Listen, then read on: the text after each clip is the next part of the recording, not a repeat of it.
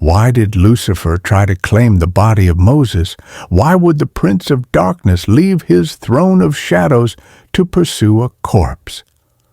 What really happened on that mountain when no one was watching, when the earth was still and heaven and hell held their breath? This mystery is hidden in a single obscure verse. Most churches won't preach on it. Few believers even know it exists. Yet it reveals one of the most intense spiritual confrontations in all of Scripture, a battle not of weapons, but of authority. Because when Moses died, his story wasn't over, and what happened next shows just how dangerous he still was, even in death. Number 1. The final moments of Moses. Mount Nebo stood silent. The winds had died. The rocks were cold. Below, the Jordan River curled like a silver ribbon through the valley. Beyond it stretched the promised land, so close, yet forever out of reach. Moses stood alone after 120 years on earth, 40 years in Egypt, 40 in exile, and 40 more leading a rebellious nation through the wilderness. He wasn't weak or frail. Scripture says his eyes were clear and his strength undiminished. He wasn't dying of old age. He was being called home. This was the man who saw the burning bush, who turned the Nile into blood, who parted the Red Sea, who stood on Mount Sinai and spoke with God face to face, surrounded by thunder and fire. And now, as he stood at the summit of Pisgah, the wind tugging at his faded robe, Moses waited, not for death, but for departure. God showed him the land promised to Abraham, Isaac, and Jacob. He saw it all: the hills of Naphtali, the fields of Ephraim, the western sea, the plains of Judah, a land flowing with milk, honey, and prophecy. But Moses would not enter. Not because God was cruel, but because divine justice stood firm. Moses had disobeyed. He struck the rock in anger. And though he had led Israel to the edge of destiny, he could not cross into it himself. But God did not allow him to die as any other man. There was no funeral, no priest, no ritual, no family gathered to weep, because God himself buried Moses. Number 2, the secret burial. Deuteronomy 34:6 says, "He buried him in a valley in the land of Moab, opposite Beth Peor. But no one knows the place of his burial to this day." Why? Why would God keep the burial a secret? Moses had led the people for decades. He was the vessel of God's law, the prophet whose face had once glowed with holy light. Why not a shrine, a monument? Because God wasn't protecting a memory. He was guarding a mystery, and someone else had noticed. Hell had been watching. Number 3, Lucifer arrives. Lucifer, once called the morning star, now the deceiver of nations, had followed Moses' journey from the beginning. He watched as the infant floated down the Nile, as he fled into the desert, as he struck the rock, as he led Israel to the border of promise. Even in death, Moses was a threat. Why? Because Moses didn't just die as a man. He died as a message that God's grace still reaches those who fail, that even after brokenness, intimacy with the Almighty is possible. Lucifer couldn't let that truth remain. He didn't come to mourn. He came to destroy.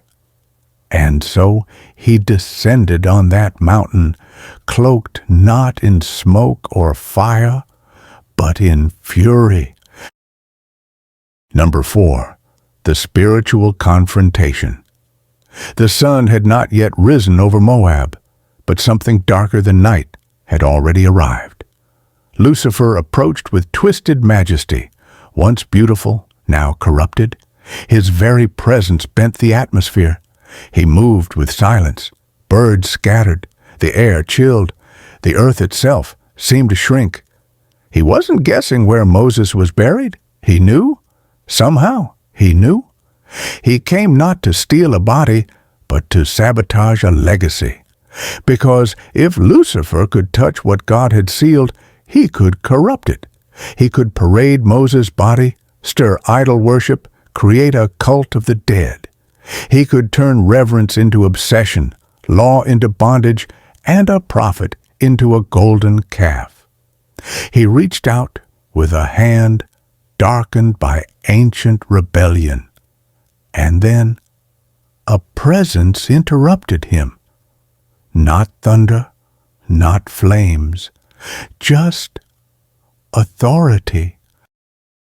Number 5, Michael stands between. The Archangel Michael descended.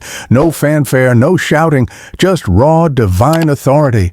He radiated with heavenly fire, armor gleaming, face like lightning and storm.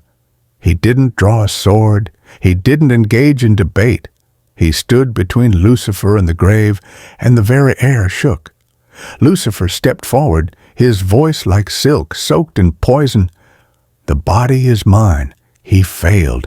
He disobeyed. He belongs to death, and death belongs to me.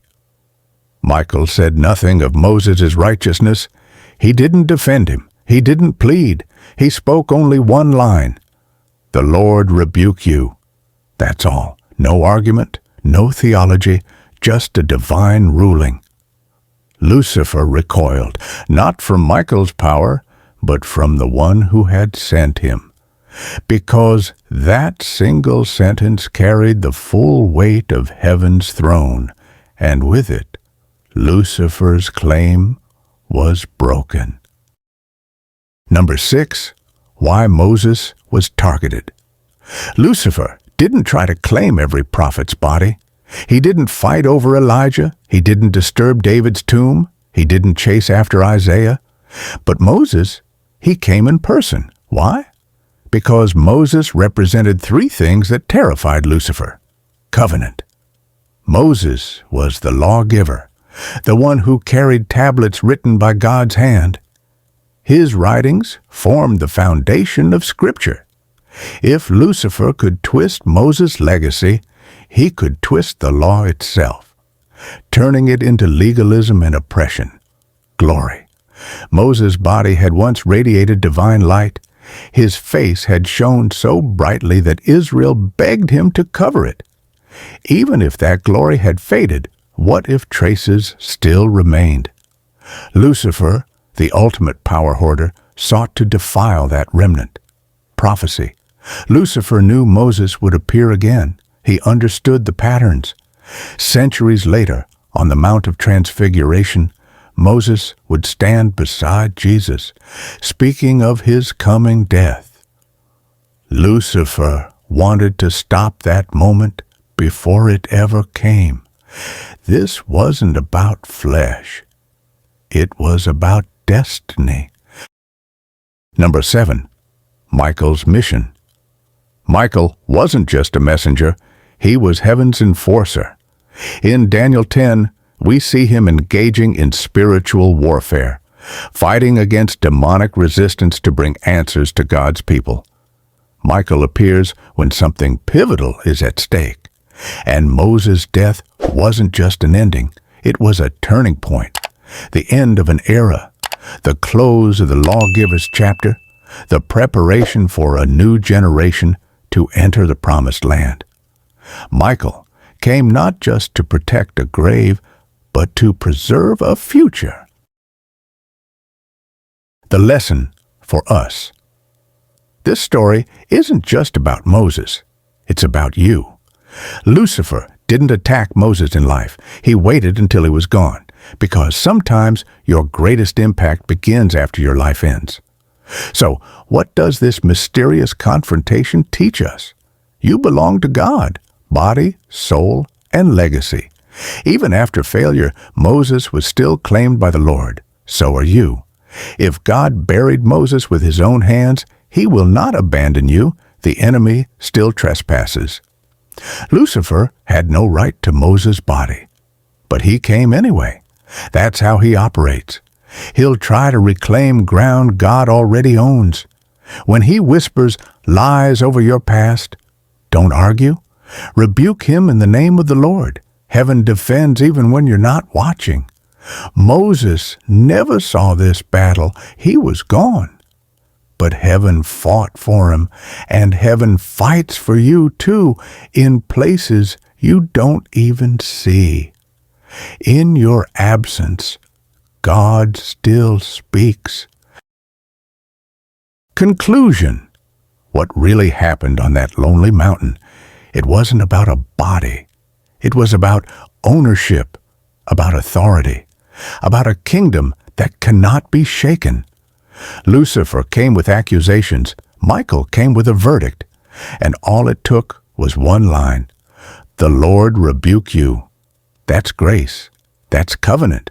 That's what it means to be claimed by God. So when the enemy reminds you of your past, remember Moses. When you feel like you've failed too much, remember who defended his grave. Because if God will send an archangel to guard a prophet's body, he will guard your life, your legacy, and your future. This isn't just a mystery, it's a promise. You've been watching Bible Stories 365, where forgotten chapters of Scripture come alive with fire and truth. If this stirred your spirit, don't forget to like, subscribe, and share, because the war between light and darkness isn't over. And you're part of it. Until next time, stay watchful, stay grounded, and stay unshakably His.